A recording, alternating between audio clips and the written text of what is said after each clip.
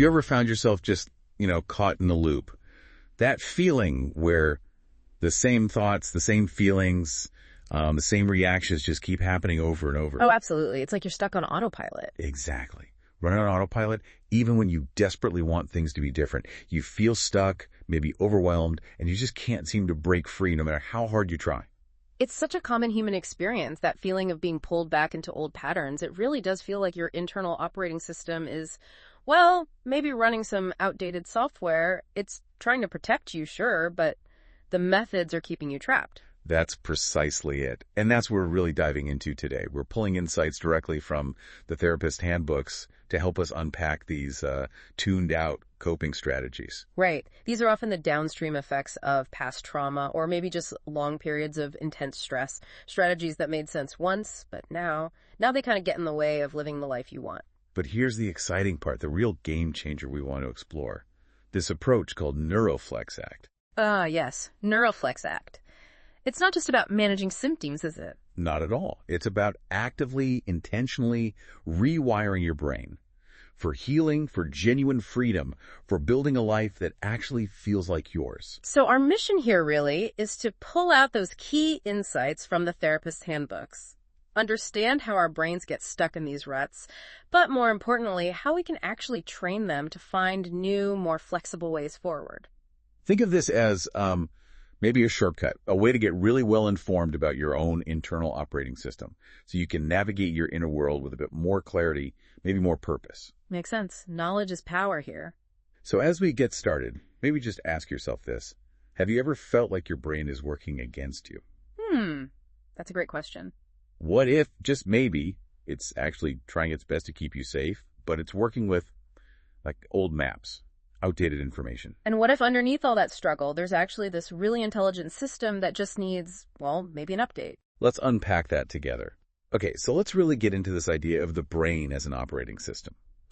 It's an amazing comparison, isn't it? Our brains are just these incredibly complex systems. Absolutely. The most advanced computer imaginable, really. And like any OS, it wasn't just installed overnight. Right. It's been shaped, constantly updated, by literally everything. Every experience, your environment, your relationships, culture, emotions, memories, all of it feeds in. And through all that, the OS learns. It figures out what feels safe, what feels risky, and develops shortcuts to navigate the world efficiently. It's trying to be helpful. And a huge part of that, according to the therapist's handbooks and many thinkers in this field, is driven by what we can call your survival engineer. The survival engineer. I like that term. It's like this built-in emergency response unit, constantly vigilant. Its number one job? Yeah. Keep you safe. Above all else. And honestly, in a true life or death situation, this system is brilliant. It's pure genius. It really is. It's why you snatch your hand off a hot stove before you even think about it. Or how your immune system jumps into action. Peter A. Levine's work, Somatic Experiencing, dives so deep into this innate bodily intelligence, how it responds to threat. It's essential for survival. But here's the twist. What happens when that brilliant protection system becomes maybe a little too protective? Yeah. That's where the trouble can start. Where protection kind of morphs into a prison. Exactly. After maybe significant stress or trauma or just being overwhelmed for a long time, your survival engineer can get jumpy. Start seeing danger everywhere. Misinterpreting things, like treating everyday discomfort or emotional pain as if it's a 5-alarm fire, a life or death emergency. Right. And Bessel talks about this so powerfully, how the body keeps the score. These protective responses get locked in, physiologically, long after the actual danger is gone. And that's where we see these glitches or loops starting to form. Imagine running an old safety program. It was super useful back then, but now it's just stuck on repeat. Danger. Even when things are actually okay. Exactly. The program doesn't update. It doesn't realize the emergency is over, so you end up stuck in this sort of mental quicksand. It's not that the brain is broken, it's just that its protection mechanisms are working overtime based on old data. Gabor Maté often talks about this, doesn't he? How seemingly irrational behaviors are often just desperate attempts by an overwhelmed system to cope with pain that hasn't been resolved. Precisely. It's trying to cope using the tools it has. And this connects so well to Daniel Kahneman's work, his idea of System 1 thinking. Kahneman, yeah. System 1, it's not that slow, careful, logical part of the brain, is it? Nope, not the internal detective. System 1 is lightning fast, automatic, instinctive. It's like your brain's personal bodyguard, always on patrol, ready to act first and ask questions later. It operates beneath conscious awareness, making those snap judgments to keep you safe. Doesn't wait for all the facts. And it keeps its finger hovering right over the alarm bell. Always ready. That bell connects straight to the survival engineer. Hear a loud noise, see something move quickly, feel a weird pang in your chest. Ding, ding, ding. Alarm goes off. And instantly your whole body mobilizes.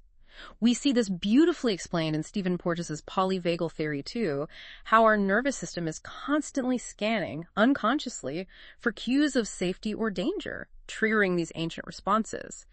System 1 doesn't do nuance. It just does survival. So it pushes your body straight into one of those classic survival modes. Fight, flight, or freeze. The big three. With fight, you feel that surge, right? Heart races, maybe fists clenched, jaw tightens, ready to confront. Or flight. Muscles tense, breath gets shallow and quick, that overwhelming urge to just get out of there. And then there's freeze. Everything just stops. You might feel paralyzed or numb, kind of detached. That ancient play-dead response. And the really crucial thing to get here is that you don't choose these. Your survival engineer decides in a fraction of a second, way before your conscious mind has time to weigh the options. It's chemical. Adrenaline, cortisol flooding your system, blood rushing to your limbs, heart pounding, all designed for survival. Pure genius in a real emergency. Pat Ogden's work in sensorimotor psychotherapy really highlights how these are deeply embodied responses, not just thoughts. They live in the body. But, and here's the kicker, what happens when this supersensitive system starts ringing false alarms? Yeah, when it can't tell the difference between imminent danger, like a car about to hit you, and maybe just a stressful email from your boss. Or a past memory resurfacing, it treats them the same. And suddenly your brilliant bodyguard turns into this, overprotective micromanager, pulling the fire alarm every time the toast burns. And living in that constant state of emergency, it's exhausting. It leads straight to burnout, chronic stress. Daniel Amen's brain imaging work often shows this physically, the overactivity in the fear centers. It takes a real toll. It really does. And this connects directly to how the brain learns fear, sometimes a little too well. You know the saying in neuroplasticity, neurons that fire together, wire together. The fundamental rule. Your brain is a learning machine, always connecting dots, building rules based on experience. It remembers what hurt you so it can help you avoid it next time. That's protective, right? Absolutely. Think of your brain like a city map. Every thought, feeling, action is like a car traveling the roads. The more you use a particular route, the wider and faster it becomes. A little path turns into a main road, then a highway. And when fear is involved, those become express lanes, built super fast. So if a kid gets really scared by a big barking dog, their brain might instantly write a rule, dog, danger, boom, neural pathway formed. Next time they see any dog, even a friendly one, that dog danger highway lights up. Fear response activated. And this isn't a mistake, is it? It's the survival engineer doing its job. Exactly. Spot threats, connect dots, generalize. From a survival standpoint, it's better to overreact occasionally than underreact and get hurt. So one bad experience with a dog. Maybe all dogs are potentially dangerous. One moment of public speaking gone wrong. Maybe all public speaking is terrifying. It's trying to keep you safe, just using old information. Judith Herman's work on trauma recovery really emphasizes understanding these adaptations. And these well-worn neural highways lead us right into these tuned-out coping strategies. The brain's own apps, designed to help, but sometimes they cause more problems. Let's talk about the first one, avoidance loops. Or maybe call it the pain-numbing app. Ah, the pain-numbing app. That's good, because avoidance feels like such a smart move in the moment, doesn't it? Oh, yeah. Cancel the plan that makes you anxious, put off the difficult conversation, scroll through your phone instead of feeling that unease, distract, push it away. And poof, instant relief. The alarm bells quiet down. You feel better, safer, problem solved. Or is it? Not quite. Here's a trap with avoidance. While it works short-term, it actually trains your brain to be more afraid long-term. How so? Every time you avoid something uncomfortable, your brain basically concludes, ugh, dodged a bullet there. That thing must have been really dangerous. It reinforces the fear. So the pain-numbing app gives you relief now, but at the cost of freedom later. It shrinks your world. Avoidance builds walls. It keeps you feeling safe, maybe, but also very, very stuck. As the saying goes, what starts as protection slowly becomes a prison. It's not a flaw in you. Yeah. It's your brain running an old protective program. Okay, then there's the other common one, the unhelpful control app. Right, another clever tool from the survival engineer's kit. The goal seems logical. Get rid of the discomfort, regain control. It promises mastery. If I just try hard enough, I can force this feeling, this thought, to go away. The metaphor that always comes to mind here is trying to hold a beach ball underwater. Perfect metaphor. The harder you push it down, the more fiercely it pops back up. And it takes constant effort to keep it submerged. That beach ball represents your anxiety, your pain, those thoughts you don't want. Pushing it down is the unhelpful control app in action. And the trap is the struggle itself keeps you stuck. Like fighting the beach ball, wrestling with your internal experiences just gives them more power, takes up more mental energy. You end up anxious about being anxious. It's the paradox, isn't it? The more you desperately try to control your inner world, the more out of control you often feel. It promises relief, but delivers exhaustion and keeps you tangled in the struggle. This is such a core concept in acceptance and commitment therapy, or ACT. Stephen C. Hayes really emphasizes how this struggle with internal experiences is often the source of suffering more than the experiences themselves. And all of this feeds into what we can call the inner loop, or the ecosystem. The ecosystem, like an echo chamber in your own mind. Yeah, picture your inner world less like a straight line and more like a looping vinyl record, playing the same pattern again and again. And on this track, everything's connected, right? Thoughts, body sensations, emotions, behaviors. Exactly, all feeding into each other. A seamless, self-reinforcing cycle. Okay, break that down. What happens first in the loop? Often it starts with thoughts. Fast, automatic, usually fear-based. These are the commands from your thought dictator. Things like, you're gonna fail. They all think you're stupid. You need to escape, and now they feel like absolute facts. And then the body reacts instantly. That clenched stomach, the racing heart, maybe a wave of sadness or dread. These aren't just feelings in isolation. They're neurochemical signals. Your body mobilizing based on that perceived threat. Frank Putnam's work on dissociation really highlights these deep, wired bodily responses. Right. Feelings aren't facts. They're signals, like warning lights on your car's dashboard. They're telling you something needs attention. Okay. Thoughts, feelings, sensations. What's next? Behaviors. The actions you take, or maybe the actions you don't take, specifically aimed at making the discomfort stop. So avoiding the situation, procrastinating, maybe lashing out, or just zoning out completely. And these behaviors, whether obvious or internal, complete the loop. They send a confirmation back to the brain. See? That was dangerous. Good thing we did X to stop it. Which just makes the brain more likely to run the same loop next time. Exactly. The more you travel that loop, the more efficient it becomes. Like paving that dirt path into a superhighway. Fast, automatic, almost invisible after a while. So the ecosystem strengthens those neural connections. Makes the whole pattern stronger, faster, more automatic. Trigger thought, feeling, behavior reinforcement. Yeah. Deeper and deeper into the loop. And again, this isn't weakness, it's your nervous system doing its job, just maybe a bit too efficiently based on old programming. Schema therapy often looks at how these deep-seated beliefs formed early on drive these persistent loops. Okay, so that paints a pretty clear picture of how we get stuck. It can feel a bit bleak, actually. It can, but here's where the hope comes in. This is the quiet promise woven throughout the therapist's handbooks. Your brain's incredible capacity to change. Neuroplasticity.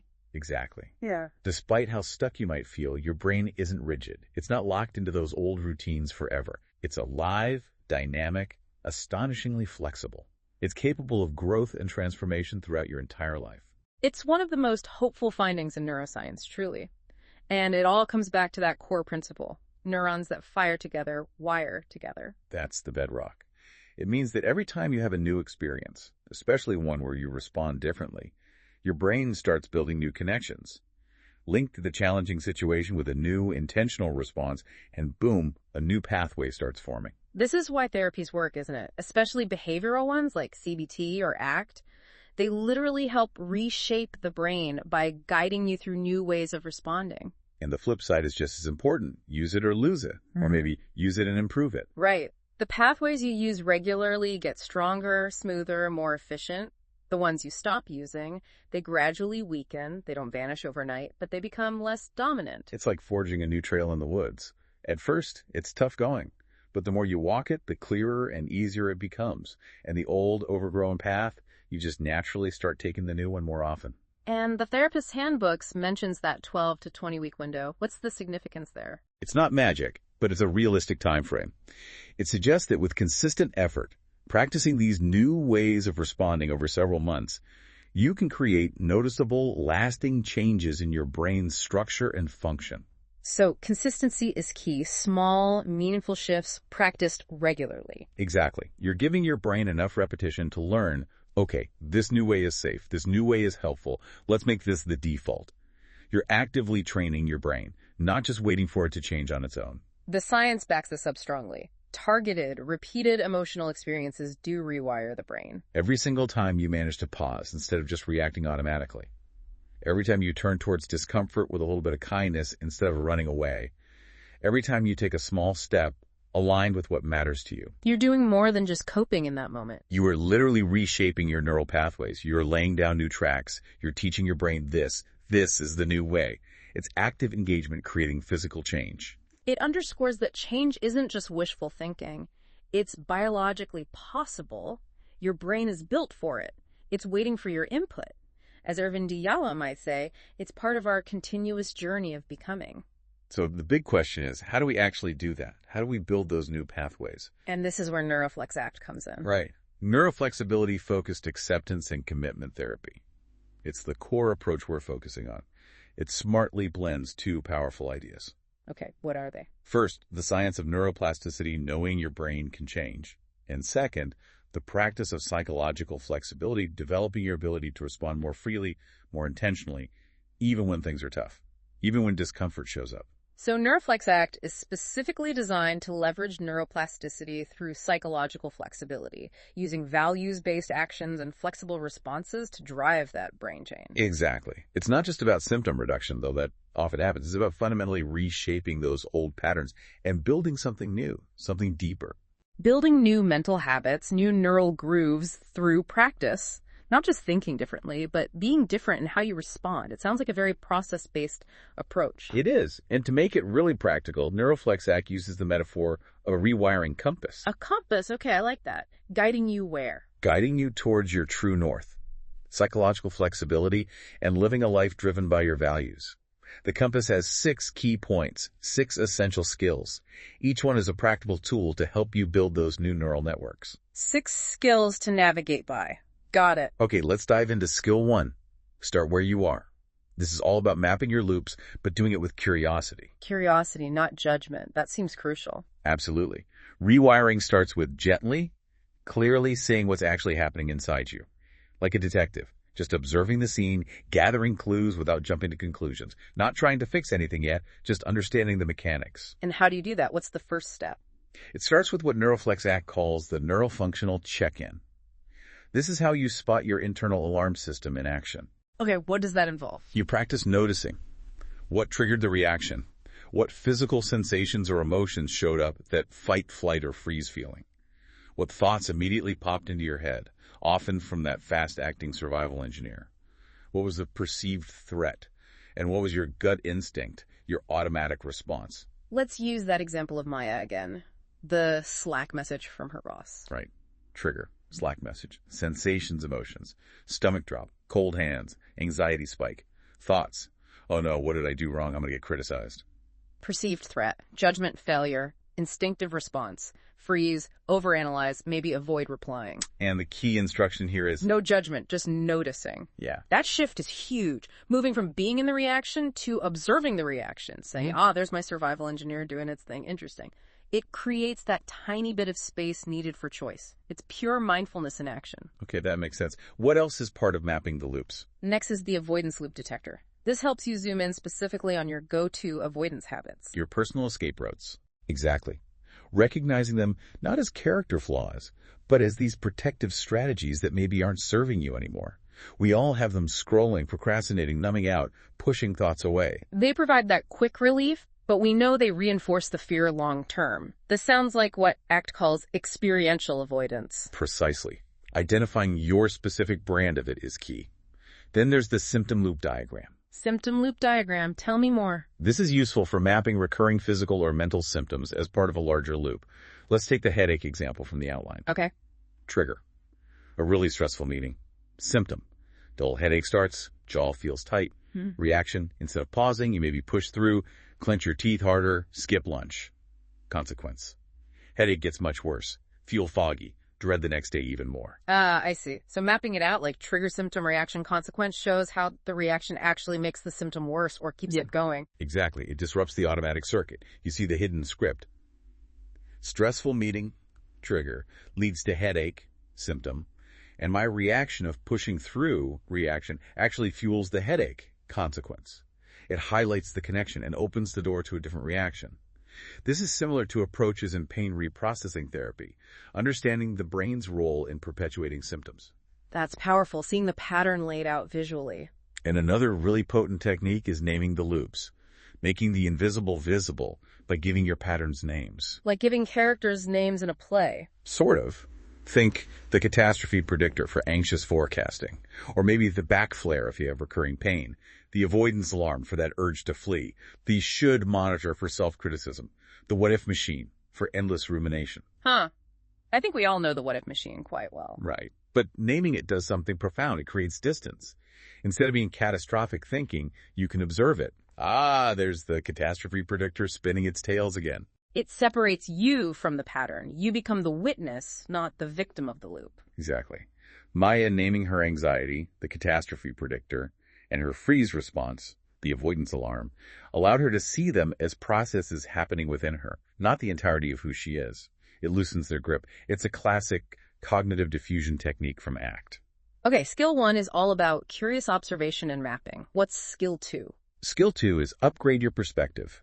Normalizing your brain's messages. This is huge. It starts with truly understanding.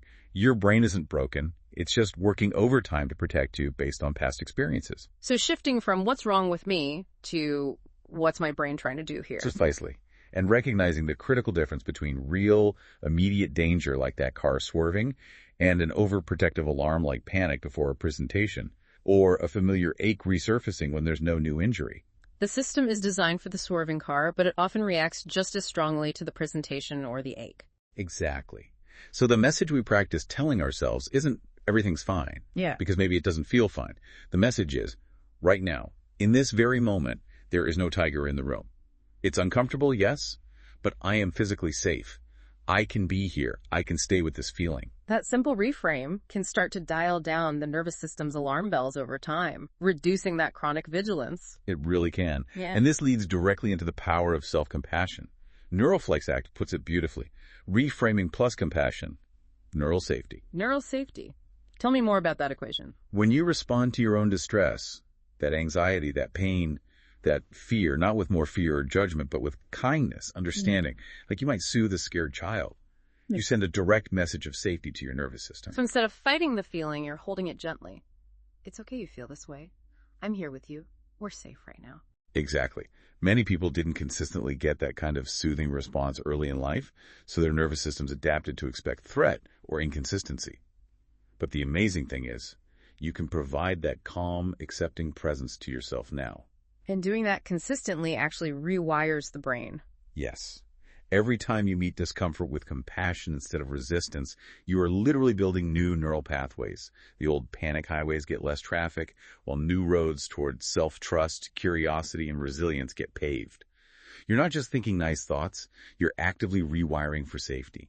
This is so important for healing trauma, as Gabor Maté and Bessel van der Kolk emphasize. Okay, that makes sense. So skill 1 is notice. Skill 2 is reframe with compassion. What's skill 3? Skill 3 is reclaiming the driver's seat, training your focus and unhooking from the dictator. This is about actively managing your attention and stepping back from those powerful thoughts. And the core idea here is? Your attention is the fuel for brain change. Simple but profound. Where your attention goes, your energy flows. Where energy flows, neurons fire. And neurons that fire together wire together. There it is again. So simply noticing what your brain is doing, as we discussed in Skill 1, is the first step. When you catch yourself spiraling or feeling that urge to avoid, and you just notice it, there's that pattern again, you hit a tiny pause button. You interrupt the automatic flow. Exactly, even for a millisecond. That pause creates a gap. You're not instantly swept away, you're observing. And each time you notice without automatically acting out the old loop, you weaken that connection, use it or lose it, and start strengthening the pathway of awareness itself. This is foundational in mindfulness and ACT. Okay, so attention training is key. What about unhooking from the dictator? That refers to experiential diffusion. Dealing with the thought dictator. Remember those thoughts that feel like absolute commands or undeniable truths? You are a failure. You have to get out of here. Yeah, the ones that feel so real and urgent. Diffusion is about creating space between you and those thoughts, recognizing them for what they are. Mental events, words, images, stories passing through your mind, not direct orders you must obey. So it's not about arguing with the thought or trying to make it go away. Nope.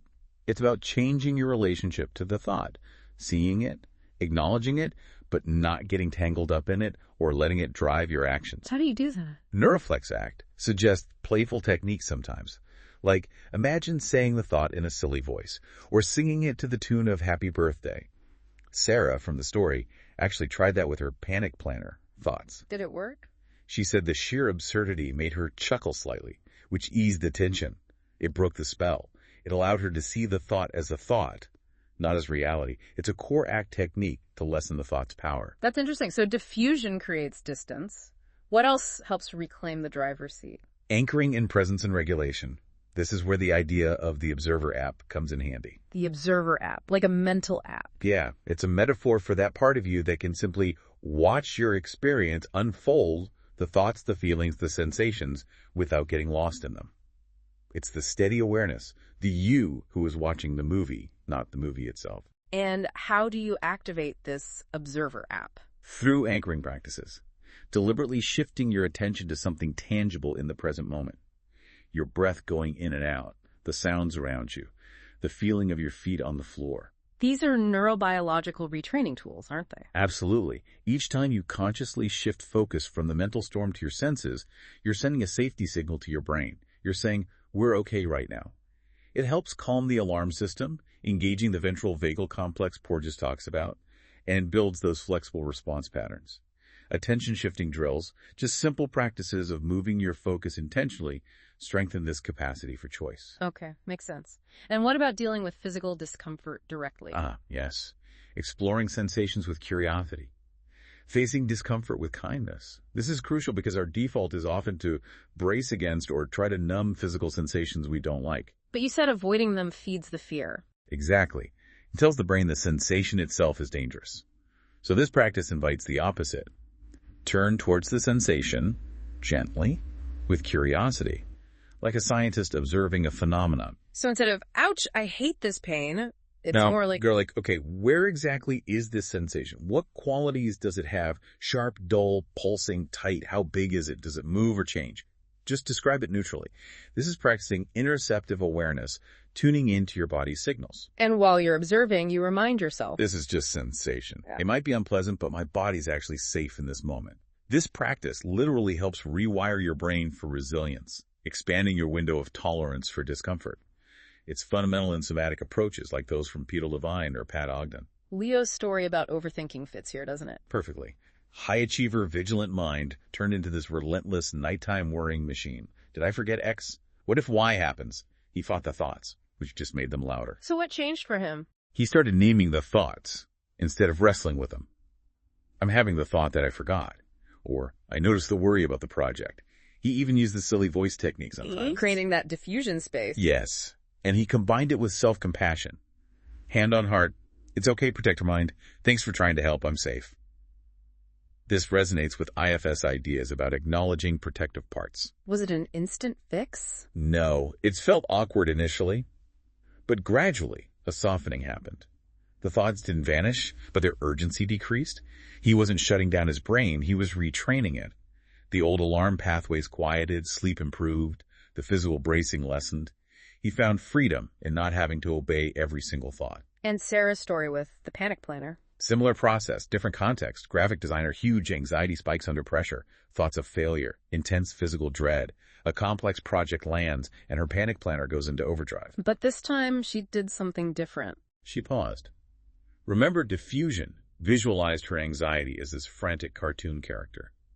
Externalizing it like that, a form of cognitive reappraisal, often used in CBT, helped shift her brain state. She grounded herself, felt the desk, heard the office sounds, feet on the floor. So she wasn't ignoring the anxiety, but anchoring herself while it was there. Exactly. Signaling safety to her nervous system, activating that calm alert state. She even tried the happy birthday singing trick with a thought, got a little laugh, eased her chest tightness. and she thanked her mind for trying to protect her. It's that blend of acceptance and conscious action from ACT. And the outcome for Sarah? No magic cure, but a fundamental shift in her relationship with anxiety. Each time she shows awareness over automatic reaction, she was physically rewiring her brain. Experience-dependent plasticity, new pathways strengthened, old panic roots weakened. She learned she could navigate the feeling, distinguish real threats from false alarms, and stay in the driver's seat. She discovered she was bigger than her anxiety. That's a powerful shift. Okay, that covers skill 3. What's skill 4? Skill 4 is step-by-step towards freedom. Correct. Exposure with courage and safety. Now that you've built these inner skills, noticing, reframing, anchoring, diffusing, it's time to gently start applying them in the situations you've been avoiding. This sounds like exposure therapy, a cornerstone of CBT. It is, but with a NeuroFlex ACT twist. We know avoidance keeps the fear alive because the brain never gets new information to update its threat assessment. It's like that security consultant analogy. If you always avoid the dangerous areas, the consultant never learns they might actually be safe now. So exposure provides the brain with that crucial new data. This relates to fear extinction and memory reconsolidation, right? Teaching the brain new safety signals. Exactly. The brain doesn't just erase the old fear file. It builds new pathways alongside the old ones, like building that new smooth highway next to the old bumpy dirt road to Panic Town. The old road is still there, but your brain starts preferring the new, easier route. And you mentioned that brief window of possibility. Yes. When an old fear is triggered, the memory trace becomes temporarily unstable, editable. If in that window you have a different experience, you stay present, you survive, you realize it wasn't catastrophic, you insert new data into that memory file. I handled that. The feeling passed. I was uncomfortable, but okay. The brain then saves the updated file. This is how we rewrite the alarm at its root. A key idea in PRT too. Okay, so how do we approach this exposure systematically and safely? Through my willingness hierarchy. This is your personalized roadmap. Instead of facing a huge fear like an unclimbable mountain, you break it down into small, manageable steps, like a staircase. And the crucial shift is rating willingness, not fear. Yes. On a 0-10 scale, where 0 is totally willing and 10 is overwhelming resistance, you arrange your steps from easiest, lowest willingness score needed, to hardest. So for public speaking fear, step 1 might be just imagining it, maybe a 210 willingness needed. Step 2, watching a video, 310. Step 3, talking to one friend, 410, and so on. This feels much more approachable. It's not about being fearless, but about being willing to feel discomfort for the sake of moving forward. Precisely. And for each step, you consciously choose tools from your Courage Toolkit, using the Observer app, breathwork, diffusion techniques we talked about. You're giving your nervous system carefully titrated experiences that gradually update its threat database, always with self-compassion. And to make this even more powerful, You use the value-driven exposure planner. This connects your exposure steps directly to your core values. Why are you willing to face this discomfort? Is it for connection, growth, vitality, authenticity? linking the exposure step to the why, the value. That sounds like powerful motivation. It's like rocket fuel for meaningful action. When you align these challenging steps with what truly matters deep down, you engage your brain's reward system differently. It starts associating leaning into discomfort for a purpose with positive neurochemicals like dopamine. It hijacks the reward system for growth, not just avoidance. This is central to ACT. Okay, and what about that Monster Voice Challenge card? That's a brilliant little tangible tool for moments of really intense resistance, when that inner critic or doubter, the monster voice, is shouting loud. What's on the card? You personalize it, but it might say something like, Monster Voice says, the typical doubt fear, reality check, just noise old tape. My choice is 4. Your value, e.g., connection, smallest action now. Breathe, take 1 step, say hello. So just pulling out the card and reading it can create a pause. Yes. The physical act interrupts the automatic spiral. Reading it reconnects you to your values and your chosen action. It shifts your relationship with the monster voice, acknowledging it, but not obeying it. It builds a habit of choosing courage, rewiring the brain to see fear as a cue for value-driven action, not just retreat. It's diffusion made tangible. And progress isn't about huge leaps. Not at all. Yeah. NeuroFlex ACT emphasizes micro wins. Noticing the monster voice without acting on it, that's a win. Staying put for 30 seconds longer than you wanted to win, choosing to anchor in your breath instead of escaping win, bringing curiosity to a tight sensation win. Each micro win is new data for the brain. Exactly. It strengthens those new pathways and builds inhibitory control, the ability to pause that automatic fear response. It's the slow, steady work that creates lasting change. This really highlights the difference between traditional bravery and willingness. Totally. Bravery often implies feeling no fear. Willingness means fear is probably there, maybe very strongly, but you choose to act in line with your values anyway. Fear becomes a passenger, not the driver. Willingness is the engine of psychological flexibility. David's story about social anxiety seems like a perfect example here. It really is. He identified as an introvert but deeply wanted connection. Social events triggered intense anxiety, physical symptoms, and that loud monster voice, "You're boring, you'll mess up." Avoidance kept him isolated, which just confirmed his brain's belief that socializing was dangerous. What was his turning point? Understanding the monster voice wasn't truth, just old programming.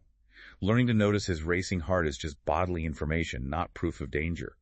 He started small in his willingness hierarchy eye contact with the barista, saying hello to a neighbor. Using the tool. Yes.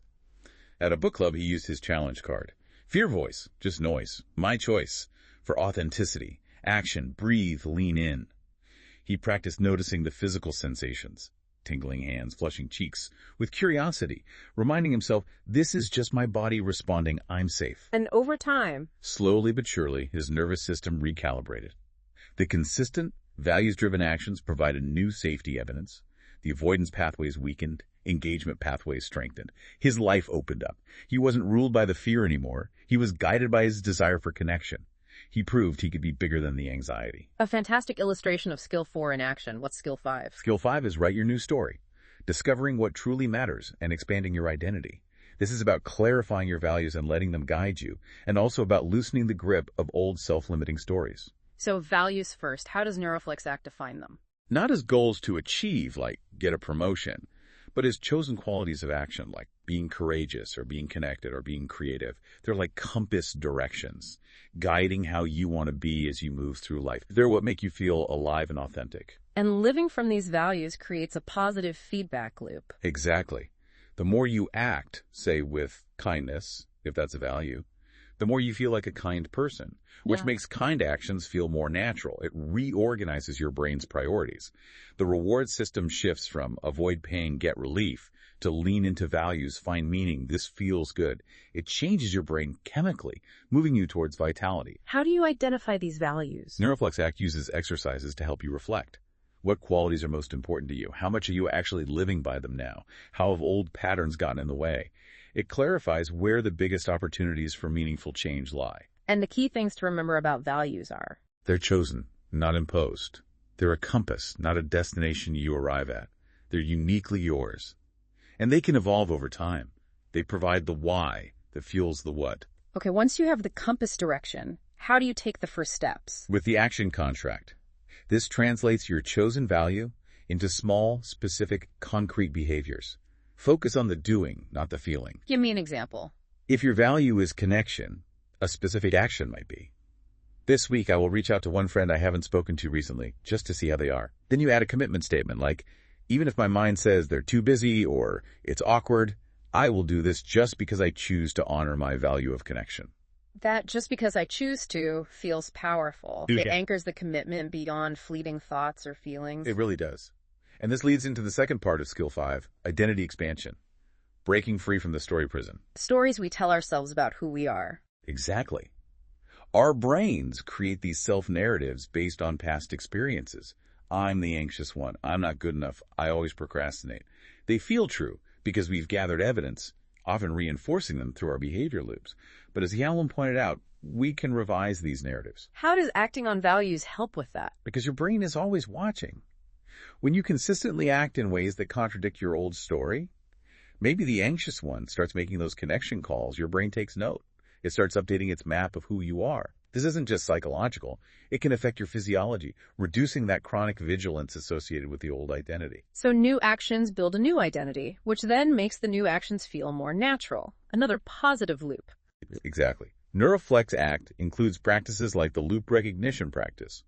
When an old pattern shows up, thought, feeling, urge, you, 1, acknowledge it. There's the I'm not good enough story. 2, normalize it. This is my brain trying to protect me based on the past. 3, connect to your larger identity. Even with this thought, I am also capable, caring, learning. 4, take a small values-based action. I'll focus on contributing one idea in this meeting. It's like saying, yes, this loop is here and I am more than this loop and I choose this action. Precisely. It acknowledges the past without being defined by it. Talia's story about moving from Talia the controller fits here, right? Perfectly. Her identity was wrapped up in being in control, managing everything, driven by a deep fear of vulnerability. It was protective, yes, but exhausting, leading to chronic stress and bracing. So how did she expand her identity? By choosing to act on a value of, perhaps, authenticity or collaboration, which required embracing vulnerability, a huge risk for Talia the controller. She started small, asking a colleague for help instead of doing it all herself, sharing a genuine feeling in a meeting, even when it felt scary. And her brain learned what? It learned that vulnerability didn't lead to catastrophe. Instead, it often led to connection, support, feeling less alone. New neural pathways formed, associating vulnerability with safety and reward. Her nervous system literally began to recalibrate. Stress hormones likely decreased. She developed a new identity file. Talia the collaborator. Talia who can be vulnerable and safe. She didn't erase the controller part, but added to it. Exactly. She expanded her repertoire. She gained the flexibility to choose. Her nervous system settled into a calmer baseline because the world felt less like something she had to constantly manage alone. That's a profound shift. Okay, 5 skills down. What's the 6th and final one? Skill 6 is living without the box. Your ongoing rewiring plan. This is about integration and sustainability. Rewiring isn't a project you finish. It's a way of living, weaving these new patterns into the ongoing fabric of your life. So it's not just about doing exercises, but about adopting a new way of relating to your inner world long term. Precisely. And the emphasis shifts to consistency over intensity. Gentle, repeated choices are what truly reshape the nervous system's sense of safety over time. What used to trigger panic might now just cause mild unease because the underlying wiring has changed. And this internal shift can lead to more harmony inside, like different parts working together better. Yes, as your system feels safer and more flexible, those internal parts, the worrier, the critic, the avoider, often start to cooperate more. They don't disappear, but their protective efforts become less extreme, more integrated.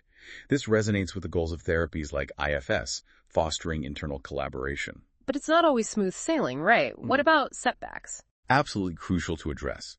Change isn't linear. Old patterns will resurface sometimes. You'll hit plateaus. You'll get triggered unexpectedly.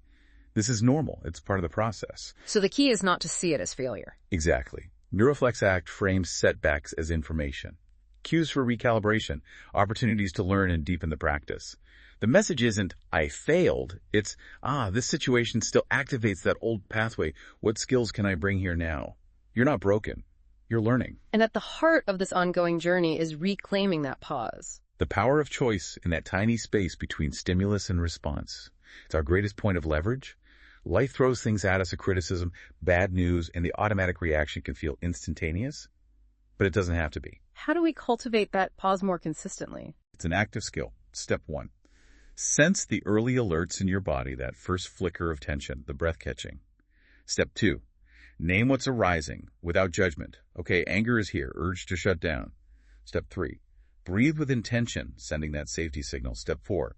Anchor in presence, feel your feet, notice a color in the room. Step 5.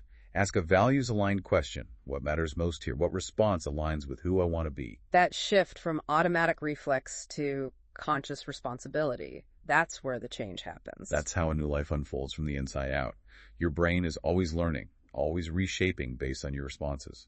This ongoing journey involves that attuned self-observation, consistent, flexible practice, and crucially, welcoming discomfort not as a stop sign, but as a signal, an opportunity for further integration and memory reconsolidation.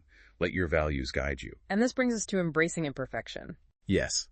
The profound freedom of imperfection. Trying to be perfectly calm or perfectly regulated is often just another form of control, another flavor of vigilance. Imperfection isn't the problem, it's the training ground. It's where flexibility becomes real, not just theoretical. So when you wobble, when an old loop catches you, you turn wobbles into wisdom. Notice it without self-attack. Ground yourself. Welcome the protective part that got activated. Thanks for trying to help. Yeah.